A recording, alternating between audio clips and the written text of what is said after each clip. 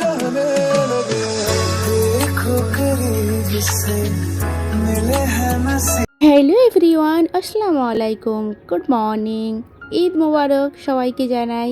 তো আজকে ঈদের দিন সকালবেলা, এখন ঘড়িতে সময় ওই সকাল 6টা বাজে। এখানে যেহেতু 6:30টায় জামাত হবে, তো রাজা এই যে এখন গোসল করে চলে এসেছে, ও যাবে নামাজ পড়তে। আর ওর এখানে আমি পাটানিটা বার করে দিচ্ছিলাম। অ্যাকচুয়ালি ওর পাটানিটা ওর মাপের হয়েছে নাকি সেটাও এখনও ঠিকভাবে জানা যায়নি।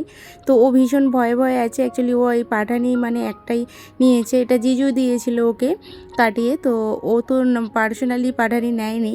তো সেই জন্য বলছে কি হবে জানি না, আমি তো পড়েও দেখলাম না। তো চলো, ঈদ মোবারক কিন্তু নামাজ পড়ার আগে ও আমাকে বলবে না, বলতে নেই নাকি। সেটা সত্যি কথা, আমি জানতাম না যে নামাজ না পড়ে এসে ঈদ মোবারক বলতে নেই। তো আমি ওকে যখন বললাম ঈদ মোবারক, ও বলছে না, আগে নামাজটা পড়ে আসি তারপর বলবো। তো এটা আমি জানতাম না সত্যি, কারণ ও আমাকে এটাই বললে যতক্ষণ না ঈদ পড়া হয় ততক্ষণ ঈদ মোবারক আমি বলবো না। আর আমার বাচ্চাটা এখানে শুয়ে আছে। আজ মানে খুব ইচ্ছে ছিল ওকে পাঠানোর এই বছর ঈদ পড়তে, কিন্তু এখানে না ঈদগাহে এত ভিড় হয়, মানে কেউ কাউকে মানে একটু ভালোভাবে বলে দাঁড়াতে পারি না, প্রচুর কষ্ট হয়। তো বাবুকে নিয়ে ওখানে খুব ঝামেলা হবে, তো সেই জন্য বাবুকে আর তুললাম না। তো ঘুমোচ্ছে আর আমিও আমার এইগুলো রেডি করে নিচ্ছিলাম অ্যাকচুয়ালি, কারণ এই সময়টা আমি ফ্রি ছিলাম, রাজা নামাজ পড়তে গেছে, বাবু শুয়ে আছে। তো ভাবলাম যেগুলো আমি পরবো সেগুলো একটু রেডি করে রেখে দিই। তারপর রাজা দুধ নিয়ে আসলো। আজকে না অনেকটা লেট হয়ে গেছে, যেখানে ঈদের দিনে আমাদের 8টা থেকে 9টার মধ্যে রান্নাটা কমপ্লিট হয়ে যায়, সেখানে আজকে ও 9টার সময় এসেইছে ঈদ পরে। ও গিয়েছিল 4:30টার জামাতে, তখন কিন্তু মানে একটা স্টার্ট হয়ে গেছিলো, ওর 5 মিনিট লেট হয়ে গেছিলো, সেই জন্য কিন্তু ও সেকেন্ড জামাতে বসেছে। আর সেটা আমাকে ফোনে জানায়ও নি। আমি ওর ওয়েট করে না এত বিরক্ত হয়ে গিয়েছিলাম যে আমার সকালবেলাটাতেই মুডটা খারাপ হয়ে গিয়েছিলো। কারণ আমি ভেবেছিলাম যে শাড়ি টাড়িটা পরে নেবো, তারপর বাকি এখানে আমি রান্নাবান্নাগুলো কমপ্লিট করব। কিন্তু ও যেই পরিমাণে লেট করে এসেছে, তো আমার একটু আর ইচ্ছে ছিল না যে কিছু পরবো এ করবো, মুডটাই খারাপ হয়ে গিয়েছিলো। সেই জন্য মুডটাকে ভালো করার জন্য ও বলছে আমি আজকে একটুও ঘুমাবো না, তো যতক্ষণ তুমি কাজ করবে ততক্ষণ আমি যেটাই পারবো সেটাই তোমার সাথে হেল্প করব। সেই জন্য ও একটু আমার হাতাহাতি ভালোই হেল্প করেছিল ওই দিনে, কারণ প্রচণ্ড মানে কাজটা বেশিই ছিল, রান্না বান্না এটা ওটা। সব থেকে বড় কাজ যেটা না, আটা মাখানো। আমার আটা মাখাতে খুব বিরক্ত লাগে। তো ও যখন আমাকে বলছে আর কিছু কাজ আছে, আর কিছু কাজ আছে, কারণ এগুলো তো ও পারবে না, কারণ ও জানেই না কীভাবে বানাতে হয়। এখানে আমি বানাচ্ছিলাম শাহি কোরমা এটা, আর এখানে বাটার চিকেন বানাচ্ছিলাম। আর ওইদিকে কিন্তু আমি এটা বসিয়ে দিয়েছি ক্ষীরটা, এটাকে কিন্তু ওই পায়েস বলে। তো আমি এগুলো পুরো রেসিপিটা তো আর শেয়ার করতে পারছি না, কারণ অনেকটা সময় লেগে যাবে। তো এদিকে দেখো ক্ষীর আর শাহি কর্মাটা আমার হয়ে গেছে। এখন এদিকে আমি পোলাও বানাচ্ছিলাম, আর ওইদিকে কিন্তু বাটার চিকেনটা রেডি করছি। আর আজকে আমাদের বাড়িতে গেস্টও আসবে, সেই জন্য কিন্তু মানে এখন বাটার চিকেন, পুরি, এগুলো নান বানাবো, পুরি অ্যাকচুয়ালি না। তো ওগুলো একটু সময় লাগবে, সেই জন্য আমি ওটাকে করে রেখে দিলাম। বাটার চিকেনটা এখন রেডি করে রেখে দিচ্ছি, বাকি ওরা যখন আসবে শুধু গরম গরম ওই এটা পুরিটা ফ্রাই করে দেবো, পুরি বলছি শুধু। তো যাক, এদিকে কিন্তু এই যে আমি এখন পুরিগুলো ফ্রাই করে নিচ্ছি। তো আমাদের একজন গেস্ট চলে এসেছে, যেটা আমাদের জামাই, তো উনি চলে এসেছে। এই এখন গরম গরম ভাজা করে নিচ্ছি, এটা আমরাও খাবো, কারণ সকাল দিয়ে এখনও রাজাও কিছু খাইনি, আমিও কিছু খাইনি। তো সেই জন্য জামাই মানে একসাথেই বসে খাওয়া দাওয়া করে নেবো। আর এই যে বাটার চিকেনটাও হয়ে গেছে। আর ওইদিকে কিন্তু এখনও দুজন আসবে, তারা আসেনি। আর আমি না আজকে যে কি প্রবলেমে হয়েছে আমাদের, কি বলবো, এই যে আমি এখন মাথায় হাত দিয়ে বসে আছি, অনেক টেনশন আমার মধ্যে চলে এসেছে। অ্যাকচুয়ালি আজকে আমাদের পানি ছাড়েনি টাকিতে, তো কী যে অসুবিধা। এখন আমি মানে স্নান করতে ঢুকে গিয়েছি যখন, তখন দেখছি পানি থেকে আর নল থেকে পানি পড়ছে না। আধা বালতি পানিতে না আমি গোসল করেছি, জাস্ট কোনো রকম শ্যাম্পুটা করেছি আল্লাহ আল্লাহ করে, মানে কী যে খারাপ লাগছিল কি বলবো। আর শ্যাম্পুটা না করলে নয়, আমার চুল পুরো জবজবে তেল দেওয়া ছিল। তো সেই জন্য আমি তাড়াহুড়ো করছিলাম যে কখন আমি তেলটা ধোবো আর শ্যাম্পুটা করব। ঈদের দিনে যদি এমন তেল মাথায় শ্যাম্পু হয়ে বসে থাকি কেমন লাগে বলো তো। তো আল্লাহ আল্লাহ করে মানে যেইটুকু পানি ছিল গাটা ধুয়েছি। তো এখানে আমি রেডি হয়ে নিচ্ছি। আর আমি কিন্তু এই শাড়িটা দেখিয়েছিলাম ঈদের দিন সকালে পরবো বলেই নিয়েছিলাম। তো যেহেতু অনেকটা আজকে কিন্তু লেট হয়ে গেছে, সকাল আর নেই, এখন দুপুর হয়ে গেছে। তো সেই জন্য ভাবলাম শাড়িটা পরবো, শখ করেছি যখন তো একবার পরেই নিই, একটু বসবো ঘরে, পরে ফটো ফটো নেবো, এইসব করবো। আর যেহেতু গোসল করে আমি ড্রেসও চেঞ্জ করেছিলাম না, একটা নর্মালি আমি বাড়ির নাইটি পরেছিলাম, কারণ আমার মুডটা পুরো খারাপ হয়ে গেছে, পানি নেই, এত রান্নাবান্না করে না বাসন কার্টন এত জমে গেছে। তো আমি না মানে টেনশানে আছি যে আমার ওয়াশ বেসিনের মানে এত থালা বাসন ভরে আছে, আমি কী করে পরিষ্কার করব, পানি নেই এখন। তো আমি এখন ডিসাইড করছিলাম কোন কানেরটা পরবো, ছোটোটা না বড়টা। তো রাজা আমাকে বলছে বড়টা ভালো লাগছে, আমি ওকে বলছি না ছোটোটাই ভালো লাগছে, কারণ নেকলেসটা পরে আছি বলে সেই জন্য আমার ভালো লাগছিল না যে একটা ছোট দেখে কানেরটা পরি। শখে বড় কানেরটা করেছিলাম, কিন্তু বড়টা যেন অনেকটাই বড় লাগে, ঘাড়ে ঝুলে একদমই। তো সেই জন্যই ছোটোটা একটা করেছি, ওই ছোটোটাই পরলাম। তারপর এখানে এই যে আমি না সত্যি কথা বলতে শাড়ি একদমই পরতে পারি না, তবে শাড়িটা যে পরেছি কি খারাপই করে সেটা দেখেই বুঝতে পারছো যে আমার শাড়ি পরাটা একদমই হয়নি। সেই জন্য রাজা কিন্তু একটু ধরে ঠিক করে দিচ্ছিল, আর আমি না ওই দিনের রাত্রে কিন্তু রাজার কাইতে এখানে ইদি চাইছিলাম, তো ইদিতে ও আমাকে দিয়েছে এই রিংটা। অ্যাকচুয়ালি আমার কিন্তু এই হুঁলিটাতে রিং পরার একটাও ছিল না, আর একটা আমি নিয়েছিলাম সেটাতে ওই লাল পলা বাঁধানোগুলো এত চুলচুল করে না, সেই জন্য পরি না। তো আমাকে বলছিল কি ইদি নেবে, তো আমি বললাম ঠিক আছে আমাকে ওটা দাও। তো ওই আঙুটি দিয়েছে, সাথে কিন্তু 500 টাকা দিয়েছে আমাকে ইদিতে।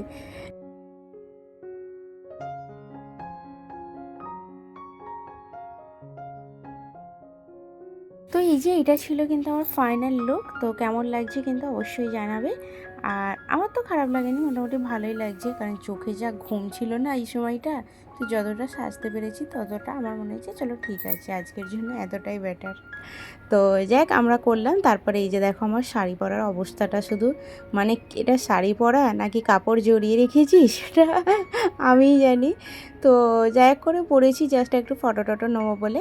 আর এই শাড়িটা মানে এমনই একটা সেই জন্য আমি গোল্ড পরলাম সব। আমি নর্মালি মানে কানের টানের সব ম্যাচ করে কিনেছিলাম, কিন্তু আমি পরলাম না, কারণ আমার মনে হয়েছিল এই শাড়িটার সাথে কিন্তু গোল্ড জুয়েলারিগুলোই বেশি যাবে। তারপর ওখানে জামাইরা সব ছিল বলে না আমার ভিডিও মানে ফটো এগুলো ভালোভাবে নেওয়া হয়েছিল না, কারণ ওরা শুয়ে আছে, তো সেই জন্য কয়েকটা ফটো নিয়ে তারপরে এই যে এখন কিন্তু রেডি হয়ে আজকে খেতে বসে গিয়েছি। আর পোলাও বানিয়েছিলাম এখানে, তো পোলাওটাই খাবো। আর পাশের বাড়িতে একটা এই যে পোলাওয়ের প্লেটটা নিয়ে গিয়েছিলাম, ও আন্টিরা বাড়িতেই নেই, ওনারা দেশে গিয়েছে নাকি জানি না। তো এই যে দেখতে পেয়েছি আমি কিন্তু এখন শাড়িটা আবার চেঞ্জ করে দিয়েছি, জাস্ট আধা ঘন্টার জন্য পরেছিলাম। শাড়িটা পরি না, খাবারের প্লেটগুলো যখন নিয়ে আসছিলাম তখন মনে হচ্ছে এক্ষুনি পায়ে জড়িয়ে আমি উল্টে যাব। তো খেতে বসার আগেই ফের আমি শাড়িটা খুলে ফের তারপরে ওই চুড়িদার একটা পরে বসলাম খেতে। আর ওই যে পানি নেই বললাম, এখন কিন্তু ওই বিসলেরি দুটো নিয়ে এসেছে জাস্ট আমাদের বাথরুম টাথরুম ইউজ করার জন্যে। মানে পানির যে কি কষ্ট যদি হয়, পানি যদি না থাকে কি কষ্ট বুঝতে পারছি আজকে আমি, কারণ আমাদের এমন প্রবলেম কোনোদিনও হয়নি। এই প্রবলেমের সম্মুখীন যে ঈদের দিনে আমাকে হতে হবে, এটা আমি কল্পনার বাইরে। মানে আমি ভাবতেই পারিনি যে এমন আজকের দিনটা কাটবে, খুবই কষ্ট হচ্ছে পানির জন্য। তার ওপরে না এই লুসি আমাদেরকে পেরেশান করেছে আজকে। তো লুসি হচ্ছে দিদিদের মানে এটা বিল্লিটা, তো দিদিরা দেশে গিয়েছে বলে আমার কাছে রেখে গিয়েছে, ও এখন লুকিয়ে পড়েছে। আমরা অ্যাকচুয়ালি যাচ্ছিলাম আজকে মুভি দেখতে, তো আমাদের বিকেলবেলাটা প্ল্যান থাকে আলাদা কিছু, হয়তো আমরা পার্কে যাই, নাহলে বিচে যাই। তো আজকে শরীরটা একটা ভালো ছিল না, তার উপরে আমার মানে রেস্ট হচ্ছিল না। কালকে যেহেতু চাঁদ রাত ছিল, পুরো রাত জেগেছি, তো ঘুমটা হয়নি, আমার ইচ্ছেই করছিল না রেডি হয়ে বেরোতে। বিকেলবেলাটাই তো ঘুমিয়ে পড়েছিলাম একটু, তো রাত্রিবেলাটাই এখন মানে রাজা বলল চলো আমি মুভি দেখতে যাবো আমরা সবাই। তো যেহেতু সলমান খানের নতুন মুভি আছে, সেকেন্দার এসেছে, তো রাজা বললো চলো আজকেই দেখতে যাব। তো এই যে আমি কিন্তু এখন এই ব্লু ড্রেসটা পরে নিয়েছি, আর ড্রেসটা সত্যি বলছি আমাকে খুব ভালো লাগছিল পরার পরে। আর গ্রিনটা আর আজকে পরলাম না, পাকিস্তানিটা, ওটা ভেবেছি কালকে বিচে যাব পরবো। আর তোমাদের তো লুসির গল্পটা বলতে বলতে রয়েই গেলাম। খুঁজতে খুঁজতে না লুসিকে আধা ঘন্টা ধরে আমরা খুঁজছিলাম, পাচ্ছিলাম না। ও ব্যালকনিতে ওয়াশিং মেশিনের নিচে ঢুকে বসে আছে। আমাদের না এত ভয় হচ্ছিলো যে লুসি কি ব্যালকনি থেকে নিচে পড়ে গেছে, ও সবসময় ব্যালকনিটাতে চলে যায়। তো রাজা ব্যালকনি থেকে নিচে মানে ও নিচে নেমে খুঁজতে গেল, তারপর আমি কি মন গেল। তো না হলে আমাদের কিন্তু মুভি অনলাইনে টিকিটও করা ছিল, আজকে আসতেই পারতাম না লুসিকে যদি খুঁজে না পেতাম। তো যাই হোক, ওকে ওয়াশিং মেশিনটা তুলেছিলাম বলে দেখতে পেলাম। আমরা যখন এসেছি তখন বলছে আধা ঘন্টা মুভি হয়ে গেছে। এই যে সলমান খান আর রশ্মিকার মুভি, তো মুভিটা আমাকে তবে সত্যি কথা বলতে খুব একটা খাস লাগেনি। তবে হ্যাঁ, রাজাদের খুব ভালো লেগেছে, যেহেতু সলমান খানের ফ্যান ওরা, তো ওদের তো ভালো লাগবে। কিন্তু আমার মানে আমি ফ্যান না বলে যে ভালো লাগেনি এটা কোনো ব্যাপার না, তবে খুব যে মানে হাইফাই মুভি যতটা ভেবেছিলাম সর্দার মুভি আসছে হেভি হবে কিন্তু সেটা না। বাবু এখানে ঘুমিয়ে পড়েছে, ইন্টারভেলে বাইরে এসেছিলাম তো ওই একটু পপকর্ন আর কোল্ড ড্রিঙ্কস নিলাম, আর বাবু কোল্ড ড্রিঙ্কসের গন্ধে ঘুম ছেড়ে গেছে। দেখতে পাচ্ছ বাইরে কিন্তু ও নামছিলই না, এত বিরক্ত করছিল। তো এখন কিন্তু মুভি স্টার্ট হয়ে গেছে। আর আমি না যেহেতু বললাম যে আমাদের পানি টানি নেই, আজকে তো রাত্রে রান্না বান্নাটাও হয়নি, তো কি করব এখন টেনশানে আছি, তো ভেবেছি আজকে খাওয়া দাওয়াটা বাইরে করেই যাব। তো এখন কিন্তু আমরা চলে যাচ্ছি। আর এই যে আনাস ভাইকে ডাকা হলো, মানে বিপদে বিপদ, হ্যাঁ বলতেই তো ভুলে গিয়েছিলাম। আমরা যখন যাচ্ছিলাম না তখন কিন্তু রাজার এই পুরানো গাড়িটাতে পেট্রোল ছিল না। তো এই গাড়িটা যেহেতু ওরা নিয়ে যাচ্ছিল, তো পেট্রোল ছিল না বলে গাড়িটাকে আমরা যেখানে মানে দাঁড়িয়েছিলাম ওখানেই রেখে দিয়ে অটো বুক করে চলে গিয়েছিলাম হলে। তো এখন আনাস ভাইকে ডেকে ফের ওর গাড়িতে সবসময় পেট্রোলের পাইপ থাকে, তো পেট্রোল বার করে আমরা চলে এসেছি আধা ঘন্টা দূরে, মানে অনেকটা ট্রাভেল করে গাড়ি করেই আসলাম। তো ধাবাগুলো যেহেতু ভোরবেলার দিকে, এখন তো মানে সময়টা দেখাচ্ছি কটা বাজে, তো সেই জন্য আমরা চলে এসেছি একদম ধাবাতে, মানে বড় ধাবাতে আর গেলাম না, এখানে একটা রেস্টুরেন্ট সামনে আস্তে আস্তে দেখলাম বড় রেস্টুরেন্ট ছিল, তো ভাবলাম চলো এখানেই খাওয়া দাওয়া করে নিই। ধাবাটা আরেকটু সময় লেগে যেতে। এই যে এখন কিন্তু খাওয়া দাওয়া করতে বসে গিয়েছি। আর প্রত্যেক বছর না আমাদের ঈদটা কিন্তু খুব এনজয় করে আমরা কাটাই, তবে এই বছরে না আমার মনটা খুবই খারাপ ছিল, সকাল থেকে একটু কান্নাকাটিও করছিলাম আমি, কারণ আমার মা নেই। মা কতদিন ছিল এখানে, রোজাটা পুরো কাটালো, ঈদের দিনটাতেই নেই।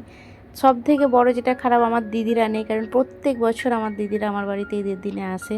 এই বছর আসেনি বলে মনটা খুবই খারাপ ছিল। আর আমাদের এই ভাইবোগুলো বা তারপরে জামাই আসছিল বলেই তারপরে একটু মনটা ঠিক হয়েছে, নাহলে একা ঈদটা কাটাচ্ছিলাম। তো এখন দেখো 3:05 বেজে গিয়েছে, ভাবতে পারছো। তো চলো তাহলে আজকের মতো ভিডিওটা এখানেই শেষ করলাম। আর পুরো ভিডিওটা কেমন লাগলো অবশ্যই জানিও, আর নতুন হলে প্লিজ আমার চ্যানেলটি সাবস্ক্রাইব করে নিও, কারণ আমার নতুন পরিবার, তো তোমাদের কিন্তু সাপোর্ট অনেক প্রয়োজন। আর লাইক কমেন্ট করতে কিন্তু ভুলো না। চলো দেখা হচ্ছে নেক্সট ভিডিও। টাটা, আল্লাহ হাফেজ।